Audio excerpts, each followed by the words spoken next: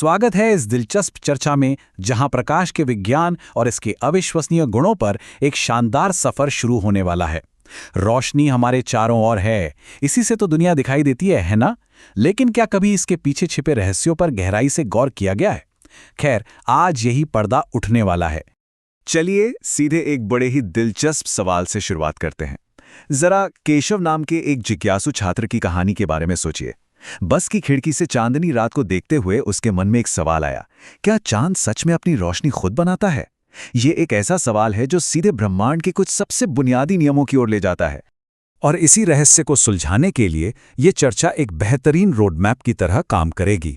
पहले प्रकाश की उत्पत्ति को समझेंगे, फिर इसके सीधे रास्ते पर चलने की जिद, उसके बाद परछाइयों का बनना, परावर्तन यानी रिफ्लेक्शन का विज्ञान, और आखिर में प्रकाश को नियंत्रित करने वाले कुछ कमाल के उपकरणों को देखेंगे।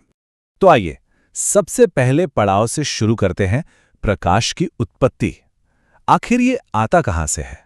अब देखिए, यहाँ चमकदार और गैर चमकदार वस्तुओं के बीच एक बहुत ही साफ लकीर खींची गई है। एक तरफ अपना खुद का प्रकाश पैदा करने वाला विशाल सूर्य है, और वो प्यारे से जुगनू हैं जिनकी गिनती सच कहें तो जंगलों की कटाई की वजह से कम होती जा रही है। और दूसरी तरफ हमारी गैर चमकदार वस्तुएं हैं, जैसे कि चांद। चांद सिर्फ सूरज की रोशनी को रिफ्लेक्ट करके चमकता है।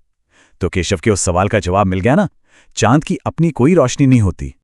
ये सफर ये भी बड़ी खूबसूरती से दिखाता है कि कृत्रिम रोशनी के मामले में इंसानों ने कितनी लंबी छलांग लगाई है। कभी जानवरों की चर्बी और मोमबत्ती से काम चलता था, और आज हर तरफ अत्यधिक कुशल एलईडी लैंप्स का बोलबाला है। भारत सरकार भी पर्यावरण को बचाने के लिए इन्हें खूब बढ़ावा दे रही है। वैसे एक जरूरी बात यह भी है कि इस्तेमाल के बाद इन एलईडी को कचरे में फेंकने के बजाय सही तरीके से रिसाइकल किया जाना चाहिए।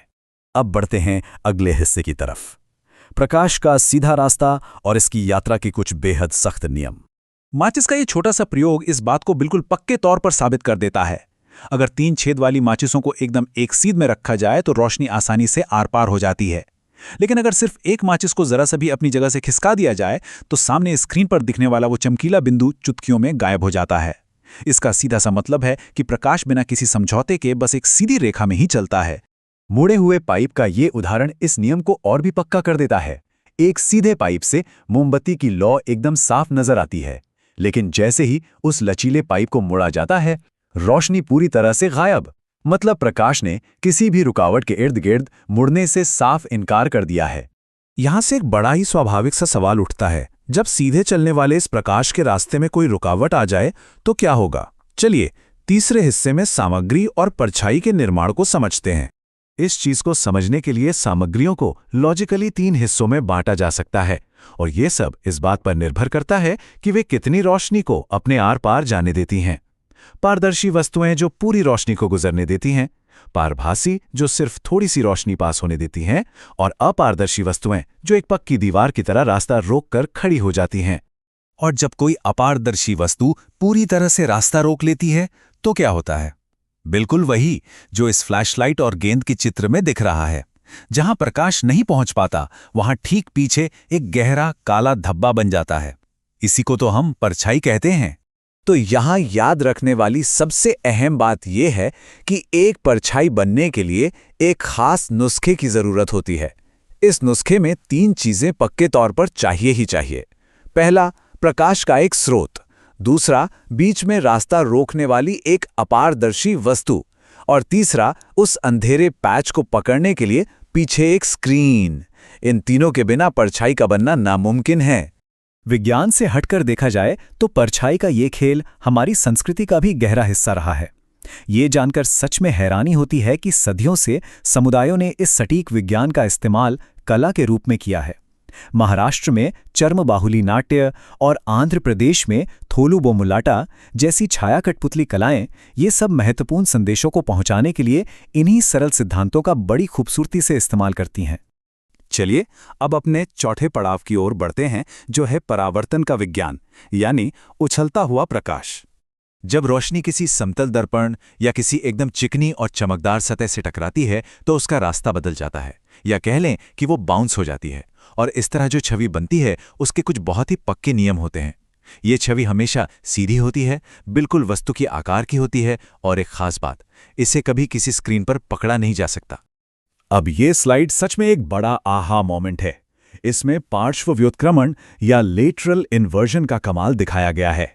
शीशे में बाएं का दाएं और दाएं का बाएं दिखना, बिल्कुल यही वो कारण है जिसकी वजह से एम्बुलेंस गाड़ियों पर एम्बुलेंस शब्द हमेशा उल्टा लिखा जाता है, ताकि आगे चलने वाले वाहनों के ड्राइवर अपने रियर व्यू मिरर में इसे एकदम सीधा पढ़ सकें और फौरन रास्ता दे सकें।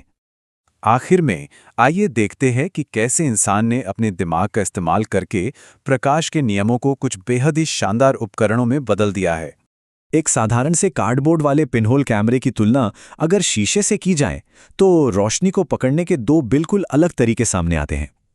पिनहोल कैमरा बिना किसी लेंस के स्क्रीन पर एक उल्टी छवि बनाता है, क्योंकि रोशनी की किरणें एक छोटे से छेद से सीधे गुजरती हैं। वहीं दूसरी तरफ समतल दर्पण प्रकाश को उछालकर एक सीधी लेकिन बाएं दाएं पलटी हुई छवि बनाता है, जिसे स्क्रीन पर उतारा ही नहीं जा सकता।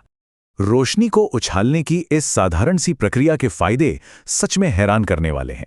जरा सोचिए, पनडुब्बियों और बंकरों में बैठे सैनिक बाहर की दुनिया देखने के लिए पेरिस्कोप का इस्तेमाल करते हैं, जिसमें सिर्फ 2 दर्पण लगे होते हैं, और दूसरी तरफ कैलिडोस्कोप या बहुरूप दर्शक है जो 3 दर्पणों का इस्तेमाल करके रोशनी को कई बार रिफ्लेक्ट करता है, जिससे डिजाइनरों और कलाकारों के लिए कभी न खत्म होने वाले जादुई और खूबसूरत पैटर्न तैयार होते हैं।